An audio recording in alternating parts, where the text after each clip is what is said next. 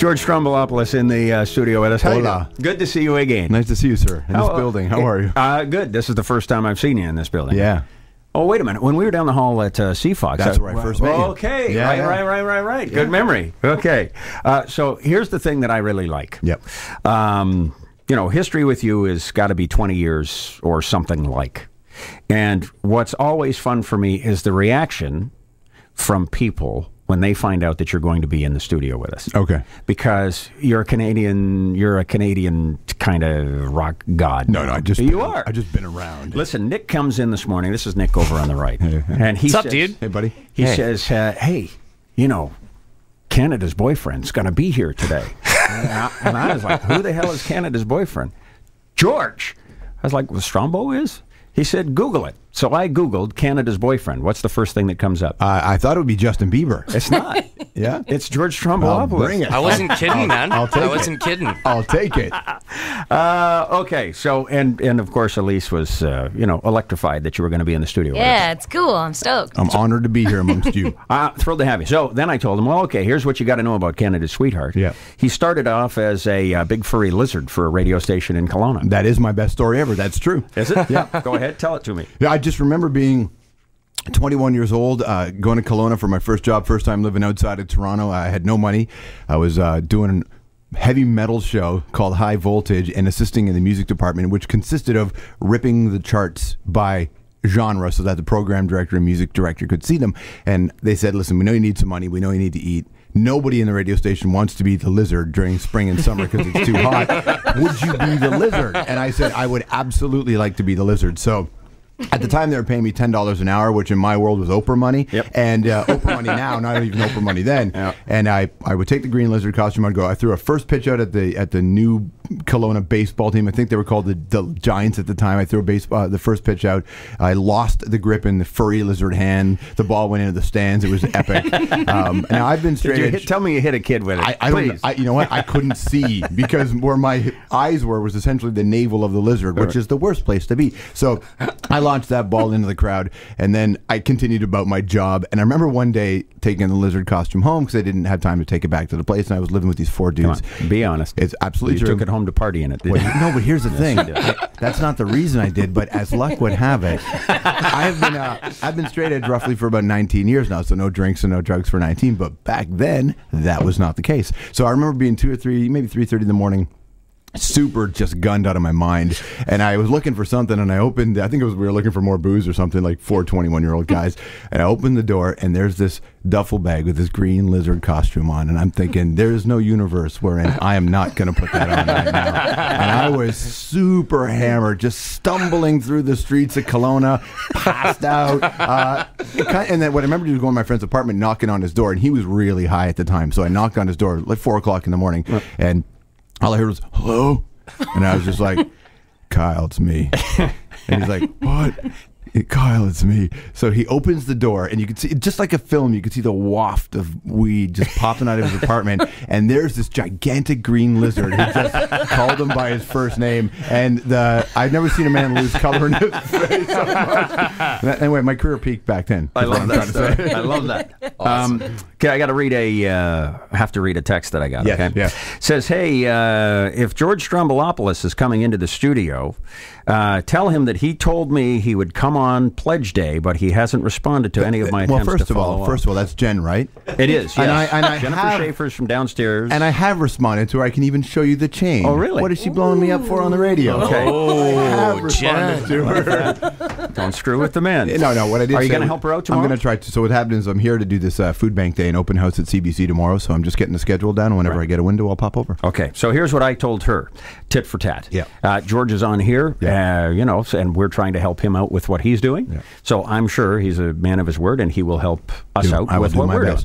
So tomorrow, CKNW has a pledge day over at the Hotel Vancouver, and people come in and donate for the Good Cause Kids. What are you doing? For the Good Guy Kids? No, over at CBC. What's going on? So tomorrow we're doing a food bank day, open house day. So people coming down, raise money for food banks. It's across Canada. There's a thing in Toronto called Sounds of the Season. I come to Vancouver every year for it.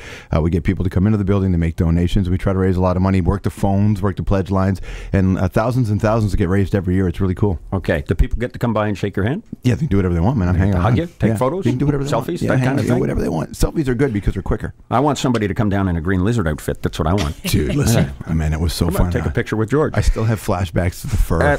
Okay, two things I want to touch on. Tell me about Rob Ford. What's your take on that? Or are you just so sick and tired of Rob No, Ford? you know, listen, I'm never tired of the political process, sincerely. I think the guy's a joke. I don't think he respects the city at all. I think he's a liar. I think he acts like a liar. I don't think that he has done anything that he says he has. He talks about how he saved the city billions. Not true. He talks about how he has admitted his problems. Not true. He hasn't admitted his mistakes. What happens is he denies his mistakes for ages and ages.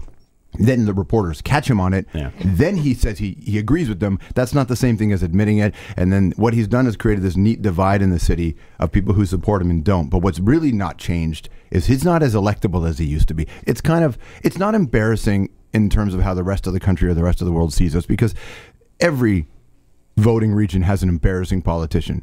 Ours just has way less shame than anybody else. However, it's not embarrassing on that level. I just look at him and go, you're just disrespectful, in the history of racist statements and homophobic statements and refusing to go to Pride Weekend, which is a gigantic part of Toronto. All the things he's done, it's like, yeah, this is the guy, man. You're just that guy. Hang on one second. Nick, can you get Jimmy Kimmel up and running, please? Just to get it ready to go. Yep. So this was Kimmel's take on him last night. Yep. You know, it occurred to me, Marion Barry, he, crack smoking and went to jail for 5 years. Right. Came back. Right. Won the election again. Right. Was reelected. That's cool, man. If you're going to be this guy, he was saying before, and his brother Doug, that's the other thing that's so intellectually absurd about this situation, is that there is one mayor of Toronto, but there's him and his shadow mayor, his brother. His brother's not even the deputy mayor. Right. And these two Ford brothers kind of stroll around, and it's not acceptable. And they won't do much Canadian press, but they're going on doing football picks on a Washington, D.C. radio station. Yep. That's disgusting, man. And by the way, that show's called The Sports Junkies, which is kind of hilarious in that non-hilarious way. It's what it's actually called. Yeah. So anyway, Kimmel? Hey, they're fairly well off because of their father's business, right? Like they're wealthy. They go on about how we're the every person. You're not. You're millionaires. You're not the every person. That really pisses me off. As it should. Yeah. But again, I'm that other guy though. So I'm kind of stuck in the middle where I look at the voter and say, we all knew who this guy was. It's like people going, oh, Stephen Harper now has been found out to be a guy that doesn't really preach accountability. Yes, or he preaches it but doesn't practice it. But we knew that before. The voters knew that. Yeah. So I look, especially people who vote center-right. It's like, what do you think? This is what it is, man. This is how it has always been. So I'm that kind of guy that wants to believe in the political process, but I often look at the voter and go, sorry, guys, you get the government you deserve. Okay. Go ahead, play it. This is Jimmy Kimmel from last night.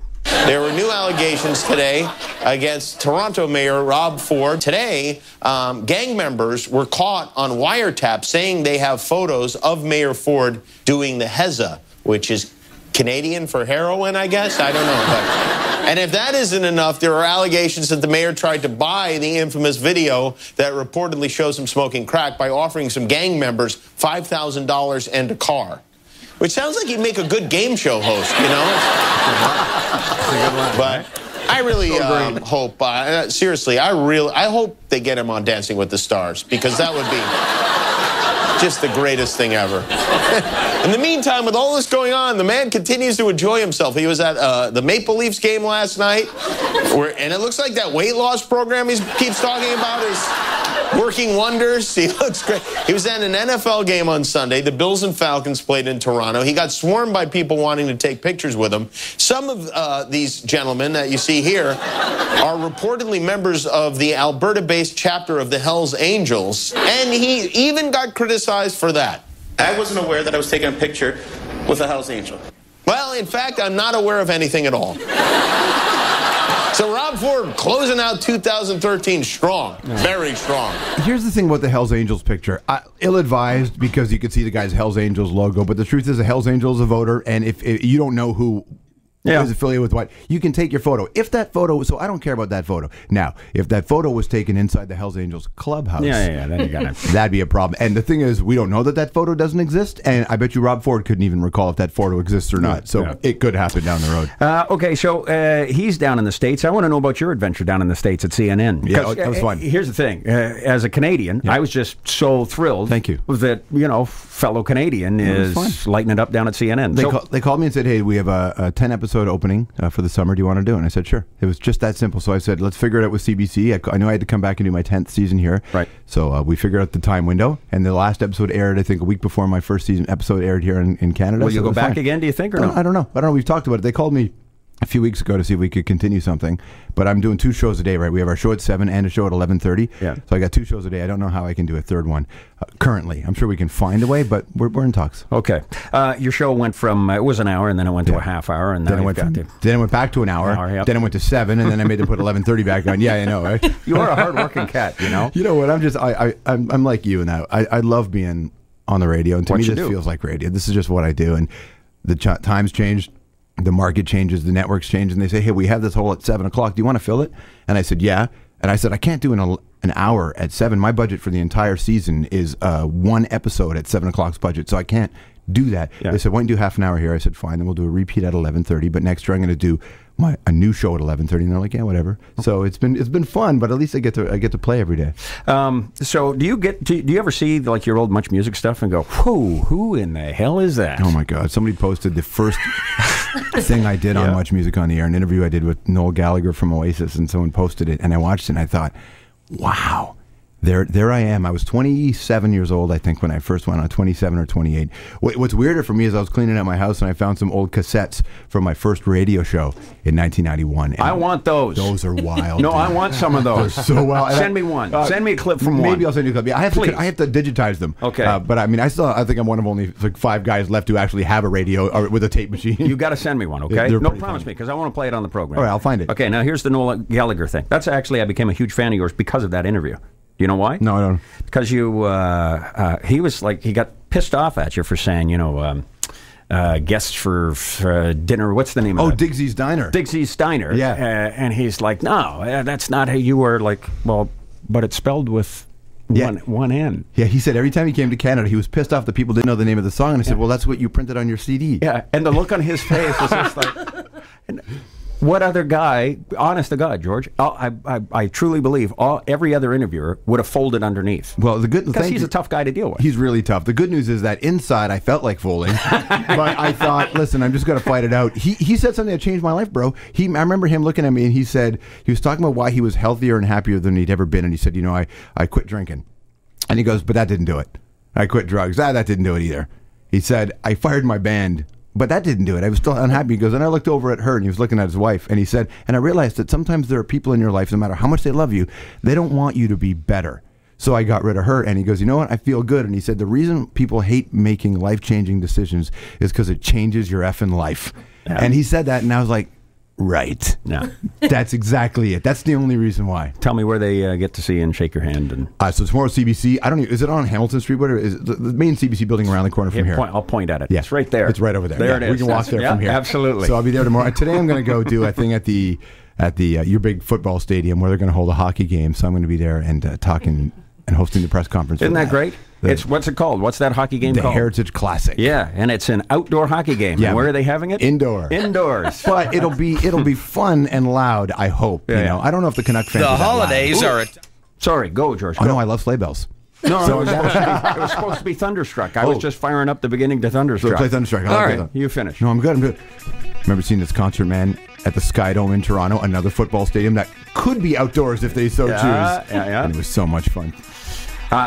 Love to see you. A pleasure, brother. Thank you, man. Good to see you. That's George Stroumboulopoulos.